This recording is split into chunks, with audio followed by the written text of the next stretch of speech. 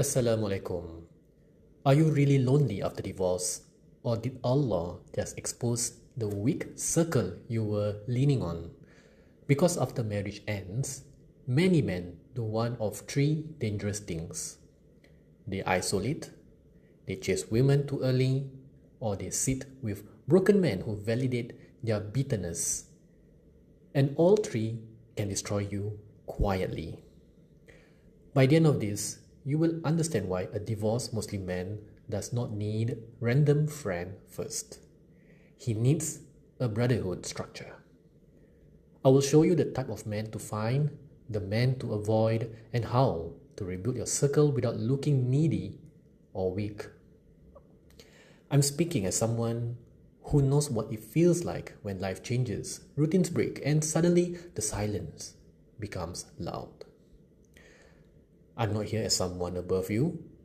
I'm here as someone who has had to rebuild, control his emotions, protect his dignity, and return to Allah when pain tried to pull him somewhere else. And I will tell you something straight. After divorce, your nervous system is vulnerable. You may feel rejected, angry, lonely, sexually frustrated, spiritually weak, tempted to prove your value, tempted to jump into another woman's arm just so you don't have to sit with your own pain. That is why brotherhood matters. Not drinking buddies, not gossip partners, not men who only talk about women, gym, money, and complaints. A strong circle of brothers becomes your masculine immune system. It protects you amongst many things like haram coping, from emotional spiraling, from chasing validation, from becoming bitter. But here's the catch. You do not find strong brothers by accident. You qualify them. You filter them. You build around shared values. I remember there's a time when the silence was heavy. You go out, you see families eating together, kids laughing, couples walking, and something inside you gets punched. You don't say it out loud, but inside you think, so is this my life now? And in that moment, you become dangerous to yourself because if you have no brotherhood, you may reach for anything that numbs the pain. A woman, late night text messages, bitter friend, stupid decision. And this is where many divorced men fall. Not because they are evil, because they are unstructured. So the first person you need is a brother who is close to the deen, the religion. Not necessarily an ustaz, just a man whose presence makes you want to sin less, reminds you of Allah without acting superior. He does not mock your pain. He does not encourage revenge. He can say, bro, I understand your pain, but don't let this divorce cause your akhirah. That kind of brother is gold and rare. Find him in the mosque, Quranic classes, Islamic lectures, community work, small study circles, because when your heart is broken, the devil does not always come loudly. Sometimes he whispers through loneliness. Then you need a brother who is into fitness, because after divorce, the body must be trained. A weak body makes emotional pain louder. When a man lies in bed scrolling at 1 a.m., his mind becomes a battlefield. But when he trains, walks, lives, runs, does martial arts, or sweats with other men, something shifts. The body reminds the soul, look, we are not dead yet. The fitness brother does not need to be a bodybuilder. He just needs to be consistent. His message is simple. Show up, train, sweat, stop negotiating with weakness. Then you need a wisdom brother. This is the older man, the mentor, the uncle, the senior colleague, the mature friend. He has scars, battle scars, but no bitterness. He has suffered, but he does not dramatize, and he may tell you things you do not like. Good, because you do not need comfort only, you need correction. A weak friend says, "You're right, she's the problem." A real brother will say, "I love you, but you are avoiding responsibility here." That is masculine love, in my opinion. Then you need the ambition brother, the man who is building something. It can be career, business, wealth, skills, health, content, mission. He reminds you that your marriage ended, but your life did not. He looks at you and says, "Okay, it happened. Now, what are you going to do about it?" Because pain without purpose becomes poison, pain with purpose becomes power. And finally, you need the safe emotional brother. This one is rare. He is the man you can speak honestly without being judged, mocked, exposed, or pushed into stupidity. But be careful. Do not confuse emotional safety with emotional dumping. Brotherhood is not a therapy bin. A strong brother lets you speak, then he brings you back to action. He asks, "Okay, what is the next right move?" That question saves men. Now listen, during divorce, your filters must become ruthless.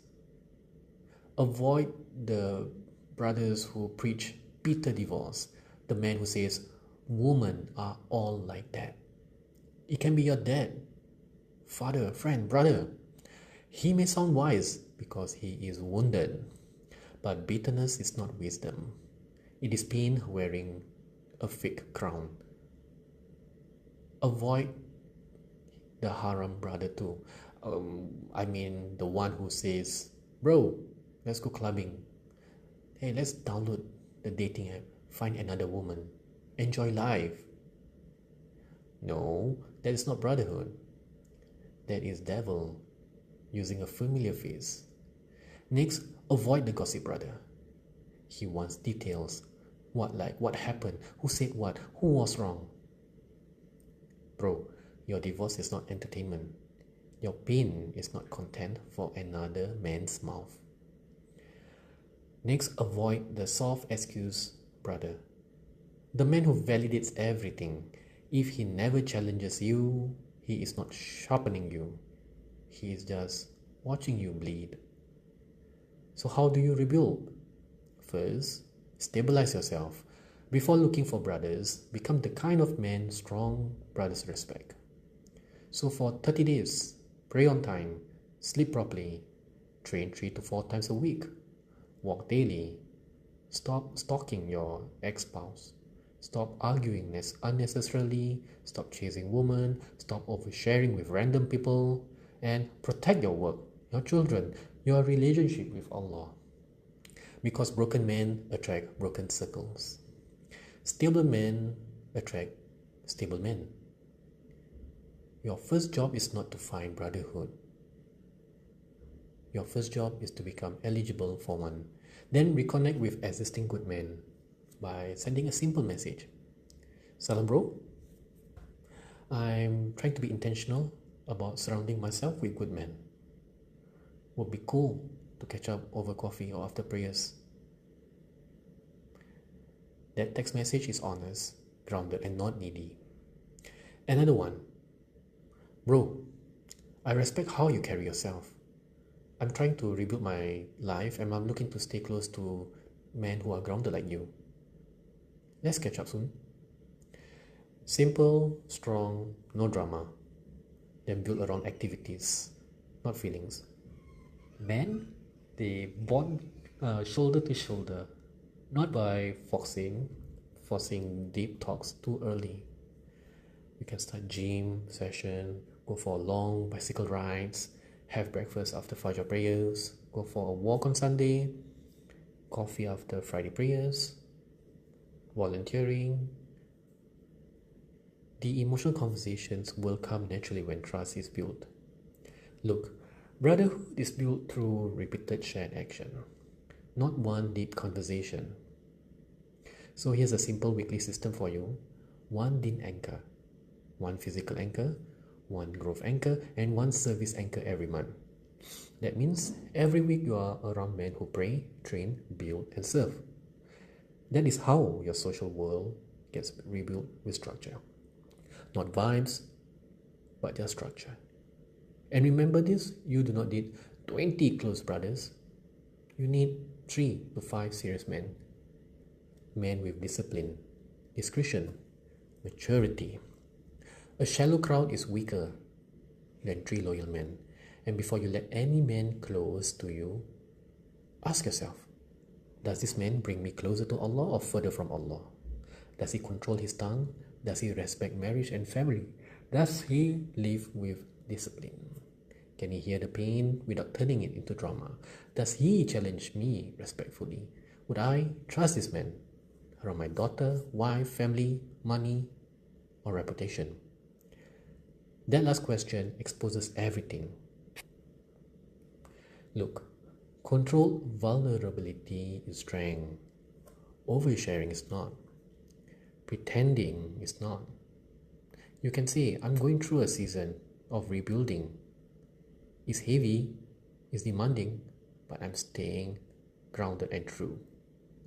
You can also say, divorce forces you to face parts of yourself you avoid, and I'm focusing on deen, discipline, and becoming a better father. And with your trusted circle only, you can say, if you see me becoming bitter, desperate, or spiritually lazy, call me out. That is not weakness. That is leadership. Because the real brother is not just someone who laughs with you. A real brother protects your dunya and the hereafter. He reminds you when you forget. He corrects you when you drift. He covers your faults. He does not exploit your weakness. He wants you closer to Allah and not closer to your desires. So let me recap. After divorce, isolation is dangerous. Chasing women too early is dangerous too. Bitter men are dangerous. You need a brotherhood structure, not a random social circle. Find these brothers, the one who focus on the deen, fitness, wisdom, ambition, and emotional safety. Avoid men who are bitter, ages on doing haram stuff, gossiping, giving excuses, and a competitive man. Stabilize yourself first, reconnect with good men, build around repeated actions, and keep your circle layered. Not everyone deserves inner circle access. Your new standard is, I am not rebuilding my life around loneliness, lust, bitterness, or validation. I am rebuilding around Allah, discipline, brotherhood, fatherhood, health, and purpose. And if you want the written structure to help you rebuild properly, download the Muslim Man Rebuild Playbook in the description. It is for the Muslim man who is done drifting, done reacting, done making pain his identity. Use it to bring order back to your deen, body, emotions, fatherhood, and mission. And if this speaks to you, subscribe. Comment whether you agree or disagree, but do not just watch this and stay the same. Message one brother, preferably grounded version today, because the devil attacks isolated men, and the man rebuilding alone stays weaker for longer. Assalamu alaikum.